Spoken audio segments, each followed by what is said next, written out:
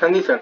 यहाँ पर अगर आप ध्यान से थोड़ा सा देखेंगे तो हमारे पास बेसिकली तो क्या दिया हुआ है, S1 S0 और F दिया हुआ है, 0 0 0 1 1 0 और 1 1 और ABCD दिया हुआ है। S1 S0 दिया हुआ है बेसिकली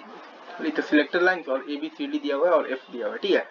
तो F अगर आप निकालिएगा तो आपके पास आ जाएगा S1 bar into S0 bar into A और प्लस आएगा S1 bar into S0 into B और प्लस आएगा S1 into S0 bar into C और प्लस आएगा S1 into S0 into D। आपके पास F आ जाएगा S1 bar into S0 bar into A और plus आ जाएगा S1 bar into S0 into B और प्लस आ जाएगा S1 into S0 bar into C और प्लस आ जाएगा S1 into S0 into D। ये पहले जो हमारे पास जो मक्स है वो मक्स से हम लोगों ने बना लिया है बेसिकली, तो क्या बना लिया है बेसिकली, तो ट्रूथ है जो टेबल है वो बना लिया, फिर वहां से बेसिकली तो ये फंक्शन लिख दिया, ठीक है। अब आ जाइए आप बेसिकली, तो यहाँ पर आ जाइए आप, ठीक है, यहाँ पर आइए, ये देखिए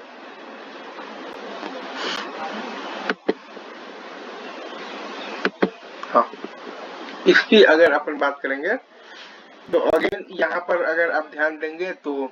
S2 S1 और S0 आपके पास 3 दिया हुआ है बेसिकली तो सिलेक्टर लाइंस, और इनपुट है ABCDEFGH और F है आउटपुट।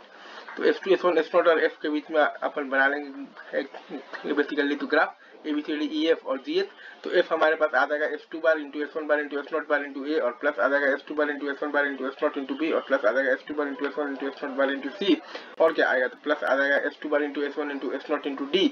और आ जाएगा क्या तो प्लस S2 इंटू आ जाएगा बेसिकली